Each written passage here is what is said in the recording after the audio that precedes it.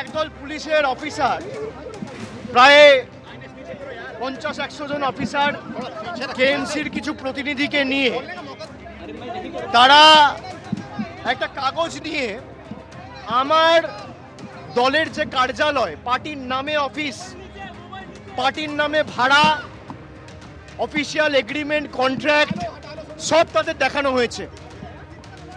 একটা নোটিশ নিয়ে এসছে, সেই নোটিশে কোনো ছবি নেই, কোনো মেমো নাম্বার নেই, কোনো সিগনেচার নেই, এমনকি কোনো স্ট্যাম্প তো দূরের কথা, কেএমসির লেটার হেড পর্যন্ত, একটা লোগো পর্যন্ত নেই। একটা সাদা কাগজ নিয়ে একটা মেমো বার করে আমাদের দেখাতে এসছে, ওখানে একটা ছবি লাগিয়ে, কিন্তু ছবিটার কোনো ছবি ছিল না। যদি কাউকে কোনো রকম কোনো কিছু ডেমোলিশন করতে হয়, প্রথমত তাকে নোটিশ দিতে হয়। একদল পুলিশ গায়ের জোরে, আমরা যখন তাদেরকে বলি যে আপনি নোটিশ দিন, নোটিশ কোথায়, তারা কোনো নোটিশ দিতে পারেনি।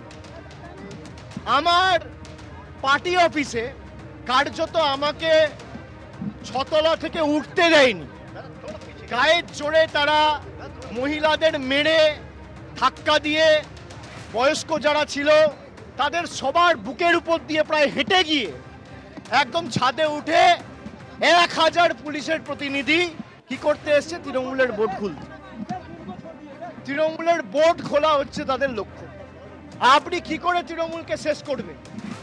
আপনি বোর্ড খুলেছেন, আমি ব্যানার লাগিয়েছি, আপনি আবার খুলবেন, আমি আবার লাগাবো, কাল খুলবেন, আবার কাল এসে লাগাবো, পরশু খুলবেন, আবার পরশু এসে লাগাবো। আমার জায়গায় রাইট আমার। लाल बाजार में आए उसी समय कैमक स्ट्रीट में पुलिस के साथ धक्का मुक्की हुई है। अभिषेक रक्षाबंधन সরাসরি আমাদের অপর প্রতিনিধি সেখান থেকে রয়েছেন ঐশী মুখোপাধ্যায়। ঐশী, দেখো, এই মুহূর্তে কিছুক্ষণ আগে অভিষেক বন্দ্যোপাধ্যায় তিনি বেরোলেন এবং তারপরেই তিনি সাংবাদিকদের মুখোমুখি হয়ে একাধিক প্রশ্নের উত্তর দিলেন। আমি দেখাতে বলবো উজ্জ্বলকে ছবিটা। এই সম্পূর্ণ এলাকায় যাতে কোনো রকম বিশৃঙ্খলার সৃষ্টি না হয় তার জন্য কিন্তু এখনো পর্যন্ত কলকাতা পুলিশের বিপুল বাহিনী তারা কিন্তু এখানে মোতায়েন রয়েছে, র্যাব রয়েছে, এবং তার সঙ্গে যে ছবিটা এখন খুবই প্রাসঙ্গিক এবং গুরুত্বপূর্ণ তা হচ্ছে এই যে 9 ক্যামেক স্ট্রিট বিল্ডিংয়ের যে ছাদ, সেই ছাদ থেকে এখন এই মুহূর্তে দেখা যাচ্ছে মমতা বন্দ্যোপাধ্যায় এবং তার সঙ্গে জোড়া ফুল, অর্থাৎ তৃণমূল কংগ্রেসের যে প্রতীক চিহ্ন, সেই প্রতীক চিহ্ন সম্বলিত একটি ব্যানার আরও একবার তৃণমূল কংগ্রেসের পক্ষ থেকে ঝোলানো হয়েছে, যাতে লেখা রয়েছে অল ইন্ডিয়া তৃণমূল কংগ্রেস। তুমি জানো যে কর্মী সমর্থকেরা তারা আবার কিন্তু এখানে অপেক্ষা করছিলেন, তার জন্য কিন্তু বিপুল সংখ্যক যে পুলিশ, সেই পুলিশ কিন্তু মোতায়েন রয়েছে। আমি দেখাতে বলবো ক্যামেক স্ট্রিটের যে সম্পূর্ণ রাস্তাটা এই অফিসের বাইরে, তার আশেপাশে সব দিকেই কিন্তু দেখা যাচ্ছে যে কলকাতা পুলিশের বিশাল বাহিনী কিন্তু এই মুহূর্তে মোতায়েন রয়েছে। এই যে ছাদ, সেই ছাদেই কিন্তু একটি সাইনবোর্ড টাঙানো ছিল, সেটাকে কেন্দ্র করে আজকে যাবতীয় যে সমস্ত ঘটনা ঘটেছে এবং ঘটনা পরম্পরায় আমরা দেখতে পেয়েছি এই এলাকা বারংবার উত্তেজিত হয়েছে। দফায় দফায় কিন্তু পুলিশ থেকে শুরু করে কর্মী সমর্থকদের মধ্যে বচসা হয়েছে, বাকবিতণ্ডা হয়েছে। অভিষেক বন্দ্যোপাধ্যায় সহ ডেরেক ওব্রায়েন এবং বৈশানব চট্টোপাধ্যায় প্রত্যেকেই উপস্থিত ছিলেন এই ক্যামেক স্ট্রিটের অফিসে, এবং তারপরে যাবতীয় ঘটনা নিষ্পত্তি হয় যখন 6:30 নাগাদ এই যে অল ইন্ডিয়া তৃণমূল কংগ্রেস লেখা যে সাইনবোর্ড, সেই একদম নতুন করে সেখানে ব্যানার ঝোলানো হয়। ঐশী, সেই ছবি আমরা দেখতে পাচ্ছি, এখনো সেখানে পুলিশ মোতায়েন রয়েছে। এবং এই ঘটনা প্রসঙ্গে সুকান্ত মজুমদার এবং লকেট চট্টোপাধ্যায় কে কি বলেছেন দেখাবো আপনাদের। আজকে কর্পোরেশন সেই বিলবোর্ড খুলতে যায় নিয়ম অনুসারে, কারণ বেআইনি নির্মাণ কর্পোরেশনের খুলে ফেলা উচিত বা ভেঙে ফেলা উচিত। কিন্তু যেভাবে আজকে প্রথমে কর্পোরেশনের লোকেদেরকে অভিষেক বন্দ্যোপাধ্যায় এবং তার সাঙ্গপাঙ্গরা যেভাবে তাদেরকে বাধা দিলেন, পুলিশের সাথে ধস্তাধস্তি করলেন, এ তো সাংসদ না গুন্ডা সেটা বোঝা যাচ্ছে না। অভিষেক বন্দ্যোপাধ্যায় কি নিজেকে অক্ষয় কুমার মনে করছেন নাকি? আর ওই পাশে যে ওই ছন্ডামার্কা লোকটা আছে সে কি নিজেকে সুনীল শেঠি মনে করছে? যদি মনে করে তাহলে তো মুশকিল, তাহলে পুলিশকে তো ব্যবস্থা দিতে হবে এদের।